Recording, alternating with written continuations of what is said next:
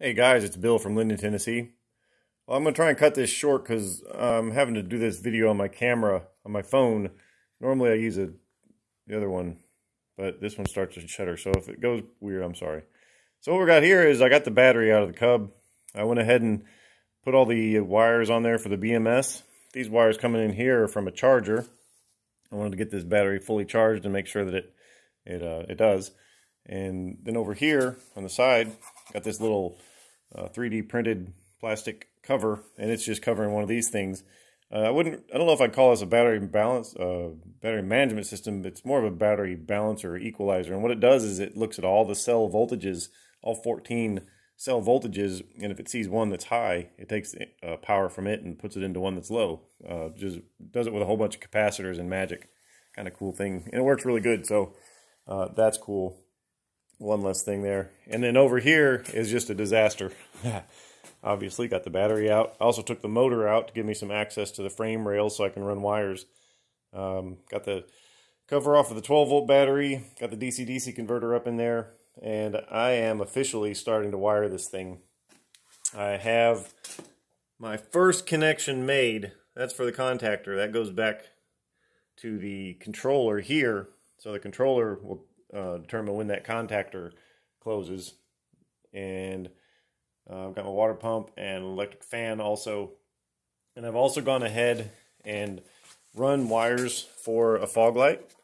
I don't know if that's where the fog light will end up going or if I'll even have one at all, but it's there. Or it could just be a 12-volt accessory up front for some reason or another. I don't know. But the wires are there. And then from there, is just trying to figure out lengths of stuff and how to do it, and putting this loom stuff on there, and just trying to think ahead as best as possible because I'd like to have it all covered into one continuous wiring harness that I can just take out as one piece, and that'd be pretty sweet. And then yeah, come up over here. I've also got to find a place for a little relay block that I'm not sure where it's at right now. I'm losing everything. Whenever you're doing this much stuff in the garage, it just becomes a disaster, and you can't find anything ever. But yeah, so that's what I've been up to this weekend. Oh yeah, I also got my coolant system figured out. So I'm not even gonna talk about all the crazy ideas that I had for how to get the coolant from the bottom of that chill plate, which is on the back of the controller, up and over into the water pump and into the rest of the system. And needless to say, there was a lot of different ways of doing it, and I thought about all of them. Ended up, what I did was just put some simple bulkhead connectors going through the bottom of the frame, and then those connect to some fittings that come up around into these hoses right here, and it just goes underneath the chassis. It's kind of pretty simple, actually. And then, of course, and then I had to make this thing. This is pretty awesome. I'll go into more detail on this in a little bit later, but this is my double coolant reservoir. I've got a little crossover on the bottom there, and the filler is there on the top.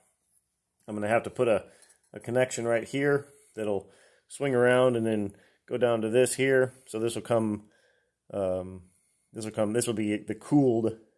So the pump will push it through here. It'll come up and around and into the top of this one and fill up this reservoir, go across the top crossover tube, and then it'll come out of that little dude right there. I got to weld that to the bottom of this. It'll come out of the bottom of that and go into my water pump here. It'll pump through the,